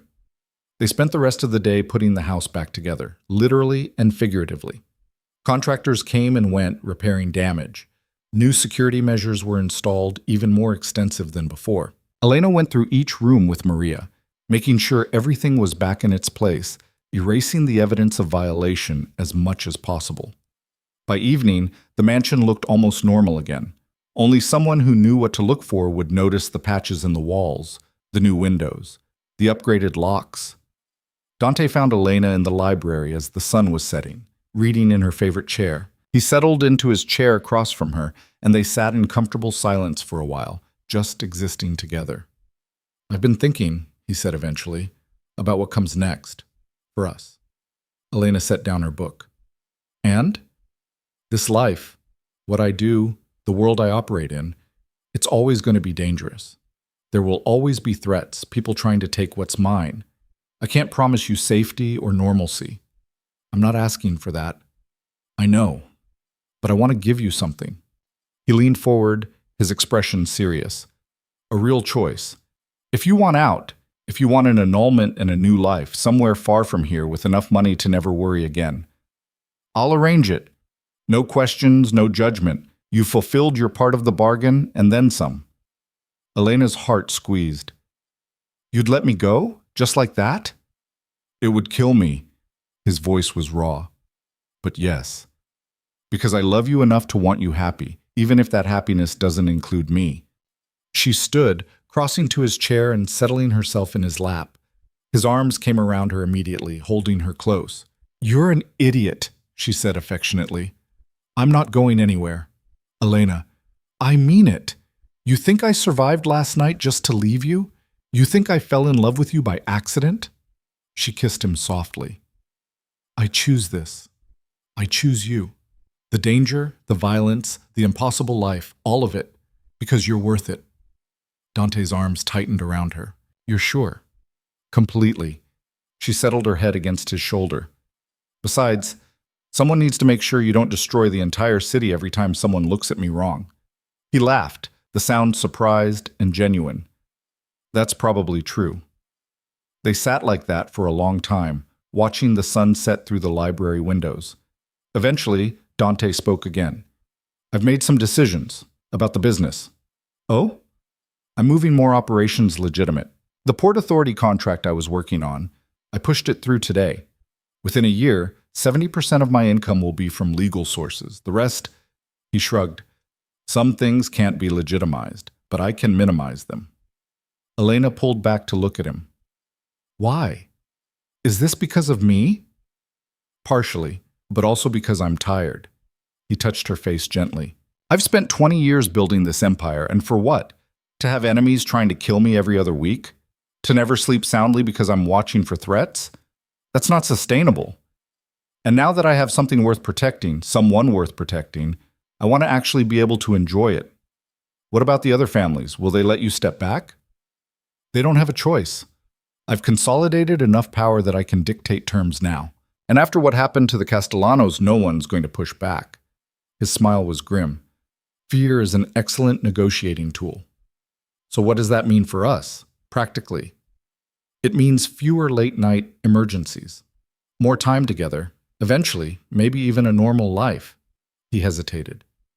"And maybe, someday, a family, if that's something you'd want." Elena's breath caught. "Kids?" "Not right away. Not while things are still settling, but eventually, yes, if you want them." He looked almost vulnerable. "I never thought I'd want that. Never thought I'd have someone I'd want to build that kind of life with. But with you, yes." Elena kissed him firmly. "Yes to all of it. The legitimacy, the normal life, the family. Yes." Relief flooded his features. "Okay, good. That's good." They had dinner on the terrace, just the two of them, Maria having taken the night off after her ordeal. Dante cooked, badly, burning the steaks and oversalting the vegetables, but Elena ate every bite because the effort mattered more than the result. "I'm never letting you cook again," she teased. "That's probably wise." He refilled her wine glass. "Though in my defense, I've had people to do this for me my entire adult life." "Well, now you have me, and I actually know how to cook, so we won't starve." Small mercies. After dinner, they stood at the terrace railing, looking out over the grounds. New security lights illuminated the perimeter, making the darkness beyond seem absolute by comparison. "Do you ever regret it?" Elena asked. "The path you took, the choices you made." Dante was quiet for a moment. "Sometimes. Usually when I'm tallying up the cost, the people I've lost, the relationships I've sacrificed, the parts of myself I've killed to survive. He pulled her closer. But then I think about where I'd be if I'd made different choices. Probably dead in a gutter somewhere. And I definitely wouldn't have you. So no, I don't regret it. Even after last night? Especially after last night. He turned her to face him. Because last night proved that I built something worth defending. That I have people who are loyal, security that works, and a wife who's brave enough to run instead of freeze. That's more than most people in my position can say. Elena thought about that. About the strange life she'd stumbled into, the dangerous man she'd fallen in love with, the person she was becoming in response to both. A month ago, she'd been invisible, powerless. Now she was learning to navigate a world of violence and power, finding her place in it. I'm different now, she said, than I was before. Is that bad? Different how? Stronger, less afraid. She met his gaze, more willing to accept that some things require violence to protect. That's not how I was raised to think. No one's raised to think that way. It's something you learn when you need to survive. Dante's expression was serious. But Elena, you're still you, still kind, still compassionate. You just have sharper edges now. That's not a bad thing. It's evolution. You sure? Because sometimes I think about what happened, about them dying because of me, and I don't feel guilty enough. Shouldn't I feel worse? They made their choices. They knew the risks and came anyway. Their deaths aren't on your conscience. He kissed her forehead. But if you do start feeling guilty, we'll deal with it, together. That's what partners do. Together, Elena echoed, the word feeling like a promise. The next few weeks passed in a strange kind of peace. The city settled into new power structures with Dante at the apex and no one willing to challenge him. Contractors finished repairs on the mansion. Elena's things were fully integrated into the house until it was impossible to tell which spaces had been his and which were hers. Everything was theirs now. She met with the families of the guards who'd died protecting her, attending funerals and making sure their widows knew they'd be taken care of. It was hard, facing the cost of her safety in such concrete terms. But it was necessary. These people had sacrificed for her. The least she could do was acknowledge it. Dante kept his promise about legitimizing operations. Elena sat in on meetings sometimes, watching him negotiate with city officials and business partners. He was brilliant at it, strategic and ruthless and somehow charming when he needed to be. Slowly, the Russo name became associated with legitimate power instead of just criminal enterprise. They fell into routines. Morning coffee together, lunch on the terrace when weather permitted, evenings in the library, or watching movies in the media room Dante had built on the third floor. They learned each other's rhythms, preferences, the small intimacies that built a real marriage. The physical side of their relationship was equally revelatory. Dante was careful with her at first, afraid of pushing too hard. But Elena learned to demand what she wanted, and he learned to trust that she wouldn't break. They found a balance between tenderness and passion, control and surrender. 3 weeks after the attack, Elena woke to find Dante already dressed, standing at the bedroom window. "Everything okay?" she asked, sitting up. "Fine. Just thinking." He turned to face her. "I have a meeting this afternoon. With Vincent Marconi." Elena tensed. "Why?" "Because he's been running his mouth again. Nothing directly threatening, but enough that people are starting to wonder if I've gotten soft. I need to remind him why that's a bad assumption." "Are you going to hurt him?" "Only if I have to." Dante crossed to the bed, sitting beside her. "But I wanted you to know. No more secrets between us, right?" "Right." Elena took his hand. "Be careful." "Always am." He returned that evening in a good mood, which Elena took as a positive sign. "Vincent and I came to an understanding," was all he'd say about it. "He won't be a problem anymore." Elena decided she didn't need more details than that. A month passed, then 2. Life settled into something resembling normalcy, or at least the closest approximation their lives would allow. Elena started volunteering at a children's literacy program, something safe that Dante approved and that gave her purpose beyond being Mrs. Russo. She even convinced him to donate money for a new library wing, which earned them both positive press coverage. "Look at you," Dante teased, reading the newspaper article. "Philanthropist, society wife, What's next, charity galas? Don't even joke. I'll make you attend them. I know, that's what scares me. They were happy. Genuinely, surprisingly happy. The kind of happiness Elena had never expected to find in an arranged marriage to a crime lord. 3 months after the attack, Dante came home early with a strange expression on his face. Elena looked up from her book, immediately alert. What happened? Nothing bad. He sat beside her, taking her hands. Judge Walsh resigned today. Effective immediately, she's moving out of state. Elena blinked. Why? Because I had a conversation with her about how holding grudges against people who've done nothing to you personally is unwise, about how her son's problems were his own making, not mine, about how continuing to make my life difficult would result in me making hers significantly worse. Dante. I didn't threaten her. His tone was firm. I just made the situation very clear, and she made the smart choice. Elena should probably object to the implied intimidation. Instead, she found herself asking, is she really going to leave? Her house is already on the market. She's taking a position with a law firm in another state. She'll be gone within the month. He studied her face. You think I went too far? I think you protected us. Again. Elena leaned in to kiss him. Thank you. You're welcome. Though I'm starting to think my protective instincts are creating a pattern. A good pattern. Maybe. He pulled her into his lap, settling her against his chest. How do you feel about a vacation, somewhere tropical, just us, for a week? No business, no security concerns, just beach and sun and nothing to do. That sounds perfect. Elena nestled closer. When? Next month. I'm clearing my schedule.